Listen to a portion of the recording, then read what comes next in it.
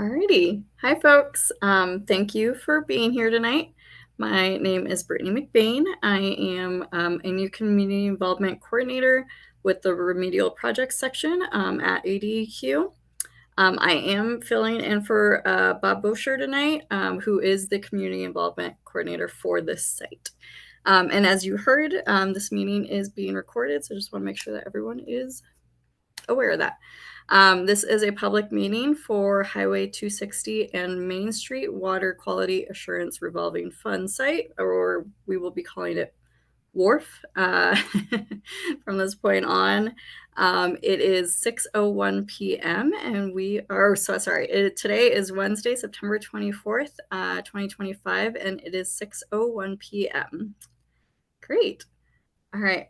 If you look at the agenda on the screen, we are going to be starting off with a site presentation from our project manager, Gianna Trujillo, and an update on that and the proposed remedial action plan, followed by any questions or comments that you all will have about the presentation. We do ask that if you have questions or comments that they be saved until the end of the presentation. When we're ready for questions and comments, feel free to ask questions in the chat, to come off mute, or to use your raise hand reaction. If you look at the bottom of the screen, there's a reaction or like a heart emoji where you can click on that and raise your hand so that we know that you want to make a comment or have a question. And then we will also have plenty of time to answer any questions that are related to the site. After that, we will have a public comment period on specifically the proposed remedial action plan. So if you have comments specifically for the PRAP, please save that until that part of the meeting. After the site presentation and the public comment period, we will be doing a really short presentation on how to become a community advisory board member. As some of you may know, Mr. Grosetta, a previous CAB member, passed away earlier this year, which means that we are below the minimum of the 5 CAB members needed to be a CAB. So if you're interested in joining or applying, you can contact me or my colleague Barb. After this meeting, the presentation and the audio recording will be available on the ADQ website. Hopefully by the end of this week. Sometimes we run into technical issues, but if you would like them emailed directly to you, just email myself or Barb, and our contact information will be either on the screen or the chat at the end of the presentation. All right. Well, we can go ahead and get started. I will hand it over to Gianna and we can get the presentation going. All right. Thank you all. Thank you, Brittany. I'll give it a few seconds to make sure everyone can see the presentation slides. All right. Good evening, everyone. Thank you all for joining us for an update on the Highway 260 and Main Street WQARF site. Since it has been a while since our last meeting, I will be going through a brief review to refresh everyone on the site. Then we will get into the proposed remedial action plan with time for questions and accepting comments at the end of the presentation. So with that, we'll go ahead and get started. Next slide, please. So preliminary investigations began in the early 2000s to look into potential groundwater contamination of tetrachloroethene, or PCE. Detections were observed in several wells. In at least one location, there was an exceedance of the Aquifer Water Quality Standard for PCE, which is 5 micrograms per liter. Although that well location was disconnected and the owner opted for a city water connection, there was still a concern for PCE contamination in groundwater, potentially affecting other private wells.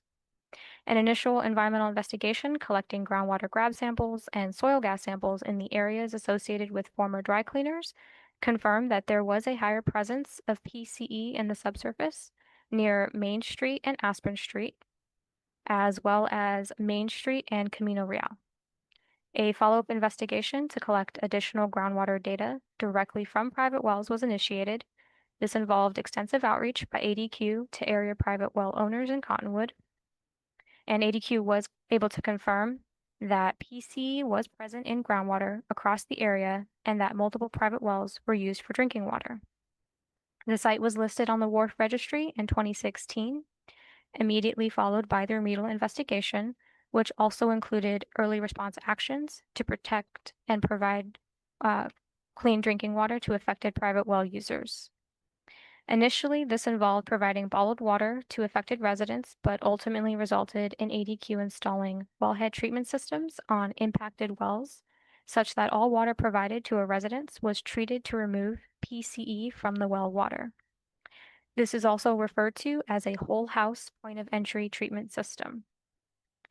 The remedial investigation included drilling monitor wells, additional soil gas investigations, indoor air surveys, and of course, ongoing outreach to private well owners. The draft RI was made available for public comment and then finalized in 2021. The feasibility study, or FS, evaluated potential remedial options, included pilot tests for soil vapor extraction and enhanced reductive dechlorination, and this was summarized and compiled into 3 remedial alternatives based on the data available at the time. This was completed in 2022. After completion of the FS, ADQ followed up on the recommended alternatives and conducted additional data evaluations based on new data received since the FS was finalized and amended the proposed remedial action plan, or PRAP, based on this information. So today I will be presenting the components of the PRAP. This document is currently available for public comment, which we will get to after the presentation is concluded. Next slide, please. So what is a PRAP? The PRAP is essentially the plan of action that ADQ proposes to address environmental contamination and achieve the remedial objectives that were developed as part of the remedial investigation. This plan will be described pursuant to Arizona rule and statute, including, for example, details on what the remedy will be, how it will achieve the remedial objectives, and what it will cost. Next slide, please. So specifically at Highway 260 in Maine, we are addressing the contaminant of concern, or COC, which is tetrachloroethene, PCE, in groundwater that is affecting the drinking water for at least one public water system and several private well users. The previously established remedial objectives for the site include the protection, restoration, replacement, or provision of potable water to receptors directly affected by the contamination for the identified uses of that water. Next slide, please. The area potentially affected is encompassed by the following site boundaries: to the north by East Mingus Avenue, to the south by East Mangini Lane, to the east by the Verde River and South Calcert Trail, and to the west by South 15th Street, South Main Street, and Highway 260. These boundaries have been slightly adjusted since the remedial investigation was completed to include some of the area along the Verde River to the east. The site is split into 2 areas, designated as the north area and the south area, as a way to refer to the area affected by each respective PCE release to groundwater. The source identified in the north area is the former Cottonwood Cleaners and Bridal Boutique. The source identified in the south area is the former Cottonwood Quality Dry Cleaning. These areas are generally divided by East Via Drive, as indicated on Figure 1 of the PRAP. Next slide, please. The highlights of the PRAP include wellhead treatment on currently impacted wells and plans for additionally impacted wells in the future. Also, groundwater monitoring of all known and accessible wells located within the site boundaries, and periodic site reviews of the data collected. This is proposed for up to 50 years.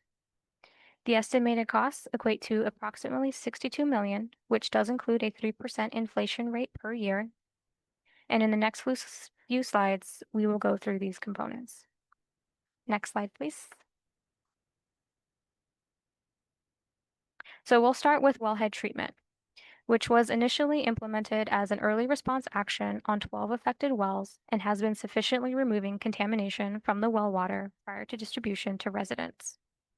Therefore, wellhead treatment will continue as part of the final remedy, with the possibility that if additional drinking water wells are found to be affected, then additional wellhead treatment systems may be installed.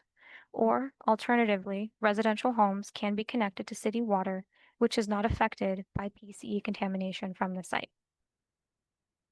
The types of wellhead treatment systems installed at the site include granular activated carbon, which pulls PCE and other volatile organic compounds that may be present from the water stream as it passively flows through the carbon vessels. This type of system allows well water users access to clean water for the whole house, such as for drinking, cleaning, or cooking on demand.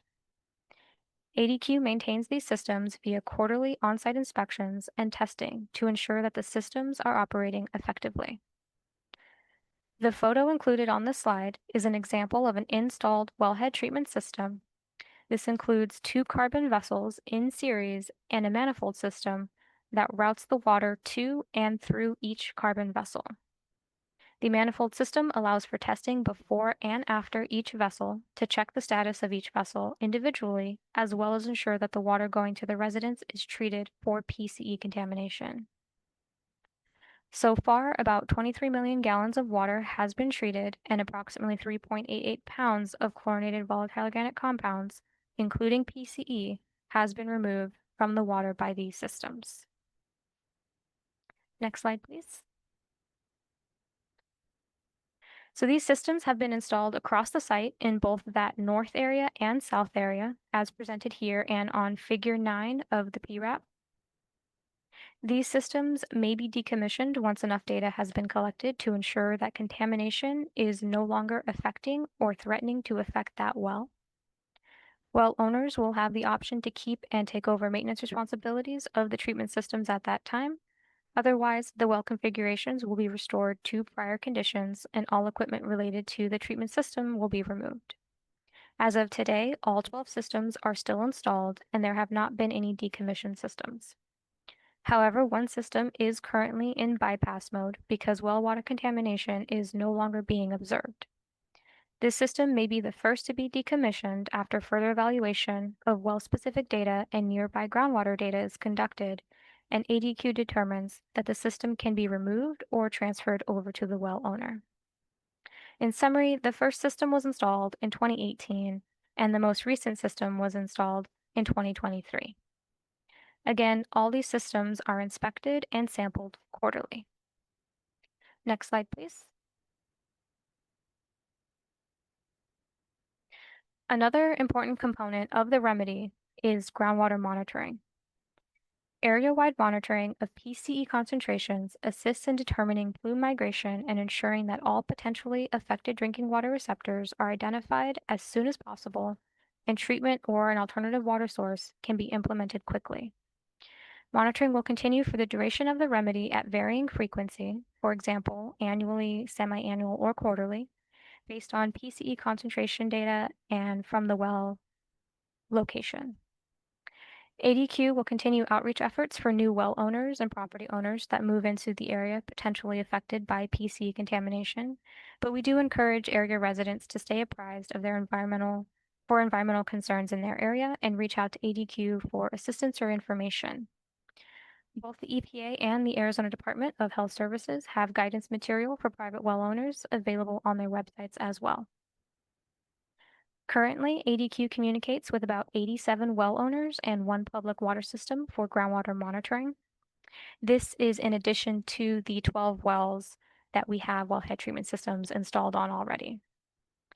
ADQ also has 24 monitoring wells installed across the site to collect groundwater samples from. These wells do not provide drinking water and are solely used for monitoring and depth to water measurements. The photo on the slide is an example of groundwater collection in a monitoring well using a hydrosleeve, which is one method used by our contractors to collect groundwater for volatile organic compound analysis and or groundwater chemistry analysis. The maximum concentrations of PC detected at the site range from 6.9 to 155 micrograms per liter in 2024, and that includes monitor wells and private wells. Trichloroethene, or TCE, was detected in one private well above its aquifer water quality standard. However, TCE is a degradation product of PCE and is also a volatile organic compound that can be adequately addressed by the proposed remedial action. which is the wellhead treatment systems. The PCE data collected will be evaluated per well and site-wide as part of periodic site reviews. This will also aid in adjusting the sampling frequency needed per well to ensure that monitoring is conducted as efficiently as possible. Next slide, please. For better visualization of the 2024 PCE data, this figure summarizes the North Area results. You may also refer to Figure 4 of the PRAP. The groundwater results are reported in micrograms per liter, where red text indicates an exceedance of the Aquifer Water Quality Standard for PCE of 5 micrograms per liter, and ND indicates that no detection was observed above the laboratory method detection limits, which are noted in parentheses. Trichloroethene was only detected in one well, PW005, and it was located immediately east of the source area. The footprint of the plume is determined differently for this site due to contamination within fractured bedrock, making it difficult to exactly pinpoint the pathway of the plume. Therefore, the lateral extent presented here encompasses the area where PCE has been detected, not just where it exceeds aquifer water quality standards. These wells are sampled periodically and assist with monitoring plume movement, seasonal variation, and assessing affected or potentially threatened wells. ADQ was able to include some private wells east of the Verde River and confirm that currently there are no exceedances of aquifer water quality standards for PCE in these wells. For anyone located east of the Verde River that would like to have their well tested in future monitoring events, please reach out to me. My contact information will be available at the end of this presentation or on the webpage for the Highway 260 and Main Wharf site. Next slide, please. For the maximum PCE concentrations in 2024 for the south area, please refer also to Figure 5 of the PRAP. As before, groundwater results are reported in micrograms per liter. ND indicates that no detection was observed above the laboratory method detection limits, noted in the parentheses, and red text indicates an exceedance of the aquifer water quality standard for PCE. As mentioned, the footprint for the PCE plume is determined differently for this site due to the contamination within fractured bedrock. The lateral extent presented here encompasses the area where PCE has been detected and where it exceeds aquifer water quality standards. These wells are sampled periodically and assist with monitoring plume movement, seasonal variation, and assessing affected or potentially threatened private wells.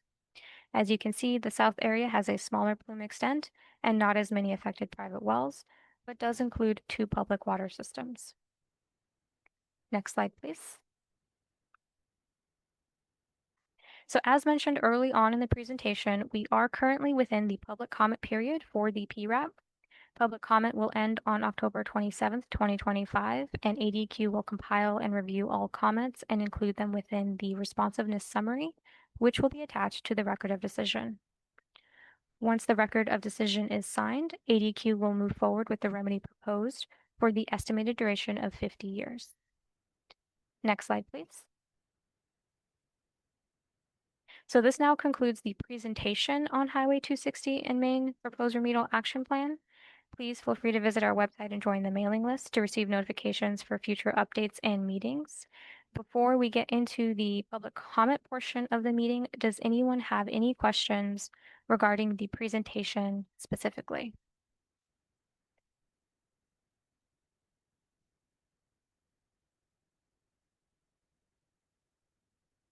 I do not see any comments in chat. I did not see anybody raise their hand. Brittany, I don't know if you noticed anything. No.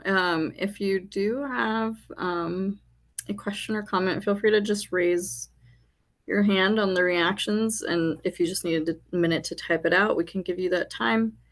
But we'll give it a few more seconds to see if anyone wants to chime in with any questions or comments regarding specifically the presentation.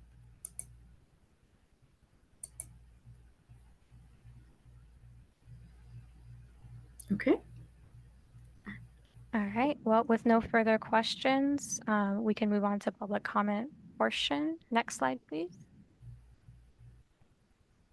So before I hand this over to our community involvement coordinator, I just want to let everyone here know that they can provide comments in writing either by mail or email. ADQ encourages that interested persons with comments submit in writing by either of the two methods presented on the slide to ensure that your comment is captured and recorded as accurately as possible in your own words. And then just another reminder, please have your comments submitted by October 27th. So with that, I will go ahead and hand this over to Brittany. Fantastic. Thank you, Gianna. That was a great presentation. Does anyone have any public comment on the proposed remedial action plan? If you do, you can come off mute, you can raise your hand, you can type it in the chat. We will take it either way.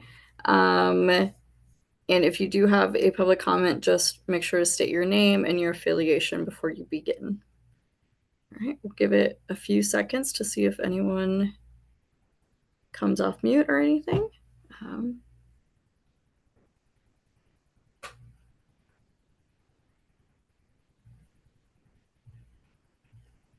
right. If no one else has any comments, we will go ahead and move on. Speak now or forever hold your peace. I'm just kidding. All right. If you do decide that you do want to make a public comment, you can go ahead and email Gianna at the email on the screen, or you can also mail it to our building. All right. All right, we can jump into our presentation on the Community Advisory Board. I'll just give it a second.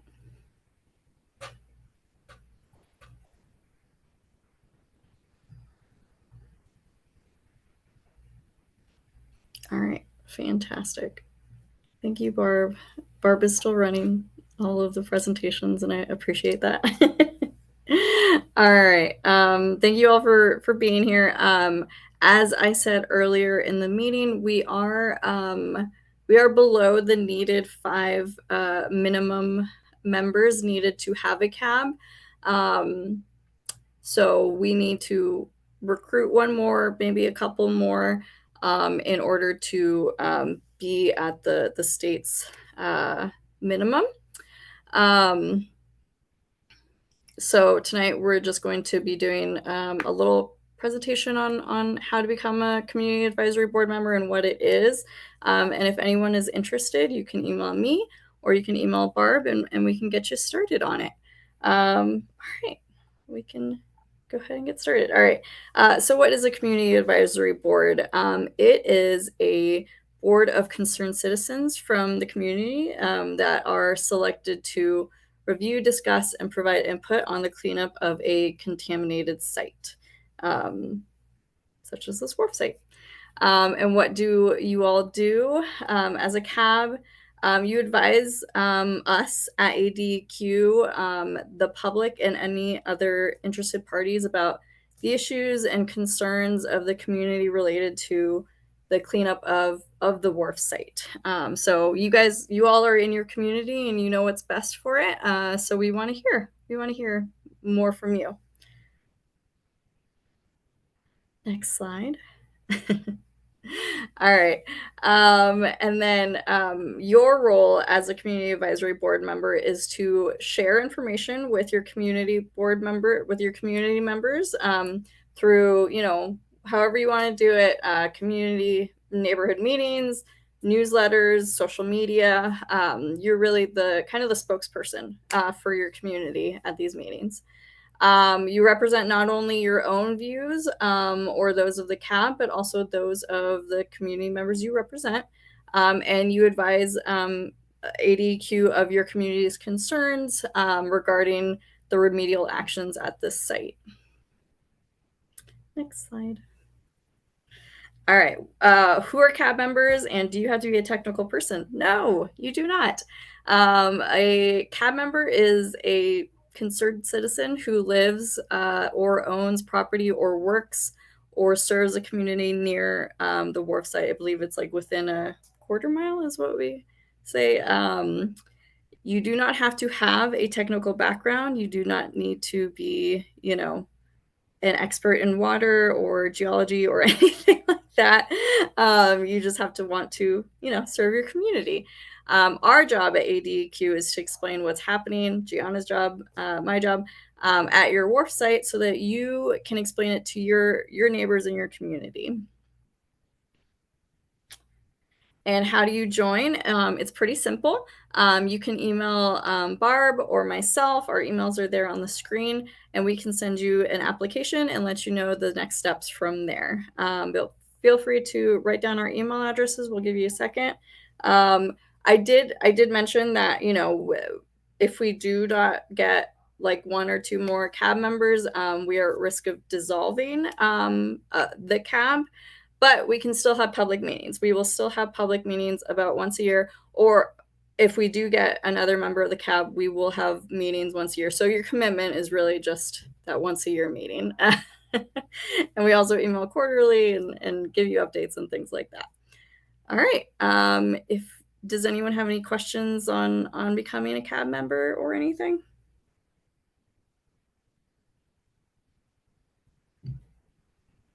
All right. Okay. No questions. All right. Well, thank you all so much. I will give you all one more opportunity. If anyone has a public comment on the PRAP before we end the night, you can come off mute or put it in the chat. All right. Okay. Um, I see no one. So we will go ahead and end the meeting. Thank you all so much for coming and taking the time out of your schedule to participate. If you have any questions on the presentation, on the recording, on the PRAP, or becoming a community advisory board member, feel free to email myself, Gianna, or Barb, and we can get you more information. All right, we will adjourn this meeting at 6:27 p.m. Thank you. Have a good night.